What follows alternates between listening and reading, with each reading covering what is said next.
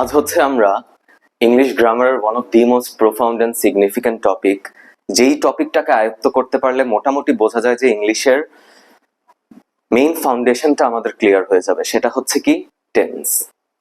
Tense হচ্ছে আমাদের একদম এলিমেন্টারি লেভেল থেকে একদম হায়ার লেভেল পর্যন্ত সব লেভেলেই হচ্ছে এই টেন্সের ব্যবহারটা আমাদের লক্ষ্য করা যায়। আমরা চেষ্টা করব টেন্সটাকে এমন ভাবে গুছিয়ে শেখার যার মধ্যে একদম এলিমেন্টারি থেকে একদম হাই লেভেল পর্যন্ত আমরা যেন আয়ত্ত করতে পারি। টেন্সের জাস্ট গঠন না, আমাদের ইউসেজ শিখতে হবে যে কেন টেন্সের হচ্ছে এত এত ক্যাটাগরি, এত এত ডিফারেন্সিয়েশনস। এই প্রত্যেকটা জিনিসকে বুঝে আমাদের টেন্সকে শিখতে হবে। সো সবার প্রথমে আমাদের যে জিনিসটাতে আলোকপাত করতে হবে সেটা হচ্ছে যে টেন্স বেসিক্যালি কি জিনিস। টেন্স বাংলায় যদি আবিধানিক অর্থ প্রকাশ করি সেটার বেসিক মানে হচ্ছে কাল অথবা সময়। আচ্ছা, বাট আমি যদি একটু ডিফাইন করতে যাই, basically tense is basically something that locates a situation or event in time, অর্থাৎ the time when the action of the verb take place relative to the present time. What it is trying to refer is that বর্তমান সময়ের সাথে relatively তুলনা করে যে কোনো একটা ক্রিয়া কোন কালে ঘটে থাকে বা কখন ঘটে থাকে সেই জিনিসটার ডিটারমিনেশন বা সেই জিনিসটাকে ডিটারমাইন করাই হচ্ছে কি আমার টেন্স। এখন আমরা বাই ডেফিনেশন টেন্সটা তো আমরা জেনে গিয়েছি, ছোটবেলা থেকেই সবাই পড়ে এসেছি, তাই না? টেন্স হচ্ছে তিন প্রকার, প্রেজেন্ট, পাস্ট এবং ফিউচার। আচ্ছা, এখন আমরা ফার্দার একটা একটা করে শেখার চেষ্টা করব, যার প্রথম জিনিসটা থাকবে হচ্ছে প্রেজেন্ট টেন্স কি, কত প্রকার, গঠন কি এবং তাদের ব্যবহার। আচ্ছা, এখন আমরা একটু দেখব জাস্ট প্রেজেন্ট টেন্সটা বেসিক্যালি কি জিনিস। কেমন? প্রেজেন্ট টেন্স নামের মধ্যেই বোঝা যাচ্ছে, অর্থাৎ যেই সকল ভার্ব সংঘটিত হয়ে থাকে বর্তমান সময়ে। কেমন? এখন আমরা ইন জেনারেল জানি যে প্রত্যেকটা টেন্স হচ্ছে চার প্রকার করে হয়ে থাকে, যেগুলো হচ্ছে আমাদের ইনডেফিনিট, কন্টিনিউয়াস, পারফেক্ট এবং পারফেক্ট কন্টিনিউয়াস। আজ আমরা যে জিনিসটার দিকে বেশি আলোকপাত করার চেষ্টা করব সেটি হচ্ছে আমাদের প্রেজেন্ট ইনডিফিনিট টেন্স। প্রথমত যে জিনিসটার দিকে বোঝার চেষ্টা করতে হবে যে প্রেজেন্ট ইনডিফিনিট টেন্সের গঠনটা কি, দেন হচ্ছে একটা এক্সাম্পল দিয়ে বোঝানোর চেষ্টা করব, দেন হচ্ছে বেসিক্যালি প্রেজেন্ট ইনডিফিনিট টেন্স গুলো আমরা কখন কখন ব্যবহার করে থাকি, যেটা হচ্ছে ইংরেজি শেখার জন্য অনেক জরুরি। First of all, present indefinite টেন্সের যে গঠনটা হচ্ছে সেটা হচ্ছে subject plus V1 plus object plus আমাদের এক্সটেনশন। এখন সাবজেক্ট আমরা জানি এটা যে কোনো নাউন অথবা প্রোনাউন যে কেউ হতে পারে, যেমন আমি এখানে ব্যবহার করেছি অ্যালেক্স, একটা নাম। এরপর হচ্ছে আমাদের ভার্ব। আমরা জানি যে ভার্বের তিনটা করে ফর্ম থাকে, প্রেজেন্ট, পাস্ট, পাস্ট পার্টিসিপল। আমরা শর্টকাটে প্রেজেন্ট ফর্মটাকে V1 বলি, পাস্টটাকে V2 বলি, পাস্ট পার্টিসিপলটাকে V3 বলি। এইখানে V1 এর জন্য আমি প্লে ভার্বটাকে ব্যবহার করলাম। এরপর যে কোনো একটা অবজেক্ট নেওয়া যেতে পারে। অ্যাকচুয়ালি একটা জিনিস আমাদের মনে রাখা প্রয়োজন, প্রেজেন্ট ইনডিফিনিট টেন্স হোক আর যে কোনো ধরনের টেন্সই হোক, অবজেক্টের পর থেকে এক্সটেনশনের যে পার্টগুলো থাকে, এক্সটেনশন অনেক কিছু হতে পারে, এক্সটেনশন অ্যাডভার্বিয়ালস হতে পারে, এক্সটেনশন মডিফায়ার্স হতে পারে, এরকম আরো অনেক ধরনের elements or parts of sentence হতে পারে এক্সটেনশনের পার্টটাতে। বাট যেই মেইন জিনিসটা আমাদের হচ্ছে একটা একটা টেন্সের ক্যাটাগরিটাকে হচ্ছে ডিফাইন করে সেটা হচ্ছে সাবজেক্ট এবং ভার্ব। এখন আমরা যদি আরেকটু লক্ষ্য করি এক্সাম্পলের মাধ্যমে প্রেজেন্ট ইনডিফিনিট টেন্সটাকে বোঝা যাওয়ার ক্ষেত্রে, তখন অ্যালেক্স হচ্ছে আমার ইন জেনারেল সাবজেক্ট, প্লে অর্থাৎ খেলা করা সেটা হচ্ছে আমার ভার্ব, আর ক্রিকেট হচ্ছে আমার একটা অবজেক্ট। আমি লাস্ট ক্লাসে আমি মেবি শিখিয়েছিলাম যে কিভাবে সাবজেক্ট এবং অবজেক্ট নির্ধারণ করতে হয়, কখন কখন কোন কোন ভার্ব হচ্ছে অবজেক্ট গ্রহণ করে থাকে। সো টেন্সের ক্ষেত্রে আমাদের যেই জিনিসটা হচ্ছে সবচেয়ে বেশি সিগনিফিকেন্ট বা ইম্পর্টেন্ট সেটা হচ্ছে সাবজেক্ট এবং ভার্বটাকে নির্ধারণ করা। এখন যেহেতু আমরা প্রেজেন্ট ইনডিফিনিট টেন্স শিখতেছি, প্রেজেন্ট ইনডিফিনিট টেন্সের জন্য সাবজেক্টের পর সর্বদা ভার্বটা হচ্ছে V1 বা প্রেজেন্ট ফর্মে থাকে। আচ্ছা, এই তো আমাদের জেনারেল সেন্সে জেনে গেলাম যে বেসিক্যালি প্রেজেন্ট ইনডিফিনিট টেন্সটা কি একটা এক্সাম্পলের সাথে। বাট জাস্ট এইটুকু জানলে কি আমাদের হবে? টেন্সটাকে যদি আর একটু ব্রডার সেন্সে শিখতে হয়, কারণ আমি মনে করি যেই স্টুডেন্ট টেন্সটাকে হচ্ছে একদম ব্রডার সেন্সে বুঝে যাবে, সে ইংলিশ গ্রামার হোক বা সাধারণত ইন জেনারেল ইংলিশ কম্প্রিহেনশনের ক্ষেত্রে হোক, or any kind of usages that we can assume, যে কোনো ধরনের ইউজেসের ক্ষেত্রেই ইংলিশটা অনেক সহজ হয়ে যায়।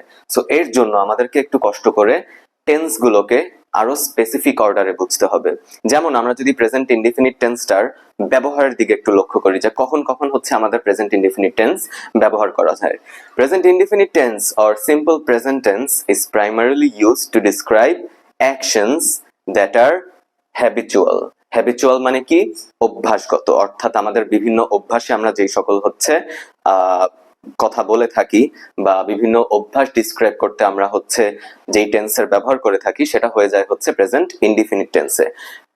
ভেরি সুন হচ্ছে আমরা প্রত্যেকটা এক্সাম্পল সহ দেখার চেষ্টা করবো। এরপর রয়েছে কি জেনারেল ট্রুথস, যেটা হচ্ছে আমাদের বলা যেতে পারে যেগুলো হচ্ছে সত্য কথা, চিরন্তন সত্য বলা যেতে পারে, ইউনিভার্সাল ট্রুথ হোক, জেনারেল ট্রুথ হোক, এই সকল চিরন্তন সত্যগুলো হচ্ছে আমাদের প্রেজেন্ট ইনডিফিনিট টেন্সে লেখা হয়।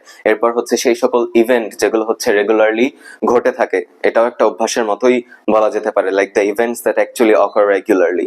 So all this kinds of sentences they all fall in the category of present indefinite tense.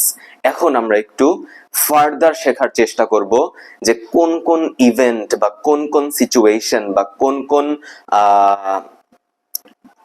অবস্থাতে এই টেন্স অর্থাৎ প্রেজেন্ট ইনডিফিনিট টেন্সটাকে ব্যবহার করা হয়। আচ্ছা, এখন একটু আগে আমরা বলতেছিলাম যে কিভাবে টেন্স শুধুমাত্র ইন জেনারেল, যদি প্রেজেন্ট টেন্সের কথা বলি, শুধুমাত্র গঠন অথবা শুধুমাত্র এক্সাম্পল দেখে শিখলেই চলবে না, আমাদেরকে হচ্ছে ফার্দার জানতে হবে যে একটা টেন্স ইন পার্টিকুলারলি আমাদের যে প্রেজেন্ট ইনডিফিনিট টেন্সটা রয়েছে অথবা সিম্পল প্রেজেন্ট টেন্সটা রয়েছে, সেটাকে কত কত ভাবে কত কত ডিরেকশনে হচ্ছে ইউজ করা যায়। প্রথমত আমরা যদি একটু লক্ষ্য করি, হ্যাবিচুয়াল অ্যাকশনস অর্থাৎ যেগুলো আমাদের অভ্যাস, জেনারেল ট্রুথস অর ফ্যাক্টস অর্থাৎ যেগুলো হচ্ছে আমাদের চিরন্তন সত্য বা যেগুলো হচ্ছে facts, scheduled events in the near future অর্থাৎ আসন্ন ভবিষ্যতে যে ইভেন্টস গুলো ঘটবেই অর্থাৎ অবশ্যই ঘটবে এরকম, ইনস্ট্রাকশনস অথবা ডিরেকশনস অর্থাৎ নির্দেশনা বা কাউকে যদি আমি ডিরেকশন দিতে চাই যে সে কিভাবে এখান থেকে ওখানে যাবে। তারপর narrative styles for sports commentary, বিভিন্ন কমেন্ট্রিতে যখন আমরা দেখে থাকি সেটা ইভেন্টস এর হোক বা স্পোর্টস এর ক্ষেত্রে হোক, এই কমেন্ট্রিটা কোন টেন্স ব্যবহার করে হয়ে থাকে, সেটা কি continuous, perfect, indefinite, perfect, continuous, সেই ক্ষেত্রেটা। তারপর স্টেটিভ ভার্বের বিষয়টা, স্টেটিভ ভার্ব কিছু ভার্ব রয়েছে যারা কখনো হচ্ছে আইএনজি ফর্ম নিয়ে বসতে পারে না, অর্থাৎ তারা হচ্ছে একটা নির্দিষ্ট স্টেটে থাকে অর্থাৎ স্থির অবস্থানে থাকে, যেমন লাভ রয়েছে, হেট রয়েছে, প্রেফার রয়েছে, সি রয়েছে, টেস্ট রয়েছে, স্মেল, ফিল এটসেট্রা। শুধুমাত্র গঠন অর্থাৎ যে স্ট্রাকচারটা আমরা শিখেছি, শুধুমাত্র স্ট্রাকচার শিখলে হবে না, যে subject plus verb plus object অথবা extension, like I play cricket, he watches a movie, এভাবে শিখলেই শুধু আমাদের জন্য যথেষ্ট হবে না। আমাদেরকে অ্যাকচুয়ালি জানতে হবে যে কোন কোন সিচুয়েশনে অথবা কোন কোন অবস্থাতে আমাদের সিম্পল প্রেজেন্ট টেন্স অথবা প্রেজেন্ট ইনডিফিনিট টেন্সের ব্যবহার হয়ে থাকে। সে ফর এক্সাম্পল প্রথমটা যদি আমরা লক্ষ্য করি, হ্যাবিচুয়াল অ্যাকশনস অর্থাৎ যেগুলো আমাদের অভ্যাস, যেমন I read news paper every morning বা I go to school every day বা I like to have a cup of coffee every morning অথবা এভরি আফটারনুন। সো এই পার্টিকুলার ক্ষেত্রে এগুলো আমাদের অভ্যাস। সো যেই সকল অভ্যাস আমরা দৈনন্দিন জীবনে করে থাকি বা যে কোনো ধরনের অভ্যাস, এই সব কিছুকেই হচ্ছে আমাদেরকে লিখতে হবে সিম্পল প্রেজেন্ট টেন্স অথবা প্রেজেন্ট ইনডিফিনিট টেন্সে। একইভাবে যদি আমরা একটু লক্ষ্য করি, general truths or facts, universal truths অনেক জায়গায় বলা হয়ে থাকে, এগুলো হচ্ছে আমাদের চিরন্তন সত্য বা যেগুলো হচ্ছে ফ্যাক্ট, যেমন the sun rises in the east, সূর্য কোথায় ওঠে? পূর্ব দিকে ওঠে, এটা কি চিরন্তন সত্য। আবার the earth revolves around the sun অর্থাৎ পৃথিবী হচ্ছে সূর্যের চারদিকে ঘুরে। অথবা বেসিক এক্সাম্পলস যেগুলো, সে for example water boils at 30 degree Celsius, পানি হচ্ছে বাষ্প হওয়া শুরু করে বা ফুটতে শুরু করে 30 ডিগ্রি সেলসিয়াস তাপমাত্রায়। সো এই টাইপের জিনিসগুলো ক্ষেত্রে আমরা কি ব্যবহার করে থাকি? সিম্পল প্রেজেন্ট টেন্স অথবা প্রেজেন্ট ইনডিফিনিট টেন্স। কি অভ্যাস বোঝাতে, চিরন্তন সত্য বা ফ্যাক্ট, এই সকল জিনিস বোঝাতে। আরো আছে যেমন scheduled events in the near future, এই জিনিসটাকে একটু ভালো করে বুঝতে হবে। অনেক সময় আমরা যখন হচ্ছে বিভিন্ন বাস স্টেশন বা ট্রেন স্টেশনে যাই, ওখানে লেখা থাকে, যদি ইংলিশে লেখা থাকে সেই ক্ষেত্রে এভাবে লেখা থাকবে যে the train leaves at 6 p.m.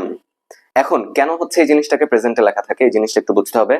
আমাদের সাপেক্ষে ট্রেনটা হচ্ছে ফিউচারে লিভ করবে, বাট সেটা যদি ইংলিশে বর্ণনা করতে হয় তখন আমাদেরকে যে টেন্সের ব্যবহার করতে হয় সেটা হচ্ছে আমাদের simple present tense. We can not say that the train will leave at 6 p.m.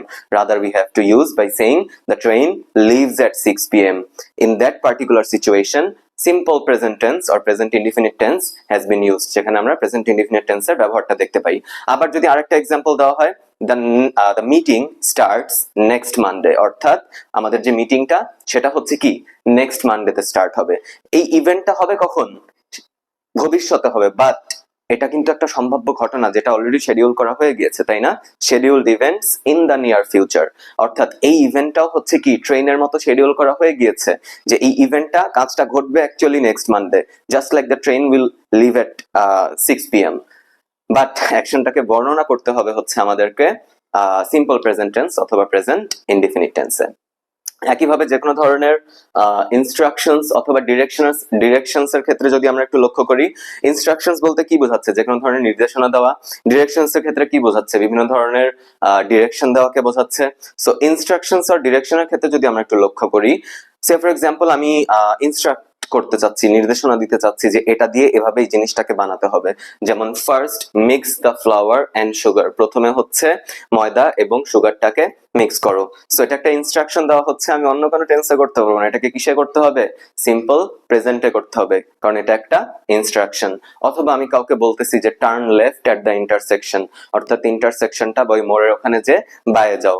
তাহলে এই ক্ষেত্রে কি হচ্ছে, আমি কাউকে একটা ডিরেকশন দিচ্ছি, পথ দেখাচ্ছি, এটাকে আমি অন্য কোনো টেন্সে লিখতে পারবো না, আমাকে লিখতে হবে কিসে, সিম্পল প্রেজেন্ট টেন্সে। আচ্ছা, এরপর আমরা আরেকটা গুরুত্বপূর্ণ জিনিসের দিকে লক্ষ্য করি, সেটা হচ্ছে narrative style for sports commentary অথবা বিভিন্ন ইভেন্টের কমেন্ট্রি। কেমন, ন্যারেটিভ মানে আমরা কি জানি, কোনো জিনিসকে ন্যারেট করা, অর্থাৎ কোনো জিনিসকে হচ্ছে বর্ণনা করা। সো আমরা যদি এক্সাম্পল নেই, স্পেশালি এই জিনিসগুলো বিভিন্ন স্পোর্টস বা ইভেন্টস এর ক্ষেত্রে যখন একটা প্যানেল কমেন্ট করে থাকে, তাদের কমেন্ট্রি দিয়ে থাকে, তখন আমরা হচ্ছে প্রেজেন্ট ইনডিফিনিট টেন্সের ব্যবহার করে থাকি। যেমন আমরা যদি কখনো কোনো সে ফর এক্সাম্পল একটা ফুটবল ম্যাচে দেখতে পাই যে কেউ গোল করলো, গোল কিন্তু সে অলরেডি করে ফেলছে, রাইট? সো ওই জিনিসটা হচ্ছে পাস্টে চলে গিয়েছে, বাট যে কমেন্ট পাস করবে প্যানেলে থাকা লোকজনদের মধ্যে, সে কিন্তু সেটার ব্যবহার করবে হচ্ছে সিম্পল প্রেজেন্ট টেন্সে। যেমন মেসি যদি গোল করে তাহলে কি হবে, মেসি স্কোরস এ গোল। যদি আমাদের সাকিব আল হাসান যদি উইকেট নেয় তাহলে কি বলবে, Shakib Al Hasan takes the wicket of blah blah blah, any kind of a player, you know, বা he hits for a 4. So any kind of যে ইভেন্টের কমেন্ট্রি বা স্পোর্টস কমেন্ট্রি, এরাও হচ্ছে আমাদের সিম্পল প্রেজেন্ট টেন্সে হয়ে থাকে।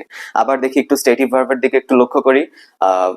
পার্টস অফ স্পিচ যখন আমরা শিখবো তখন হচ্ছে স্টেটিভ ভার্বটাকে আরো ডিটেইলে শিখবো, বাট আপাতত একটু জেনে রাখি love, hate, like, prefer, see, taste, smell, feel, এরকম অনেক ভার্ব রয়েছে যারা হচ্ছে স্থির, কোনো অ্যাকশনকে বোঝায় না, স্থির থাকে, যার কারণে এদেরকে স্টেটিভ ভার্বস বলা হয়। এদের সাথে কখনো আইএনজি দিয়ে করা যায় না, এদের সাথে কখনো প্রেজেন্টে হোক বা পাস্টে হোক ওভাবে আইএনজি দিয়ে করা যায় না। আমি বলতে পারবো না যে I am knowing the answer বা I was knowing the answer বা I am liking the chocolate বা she was liking the chocolate, এইভাবে বলা যায় না।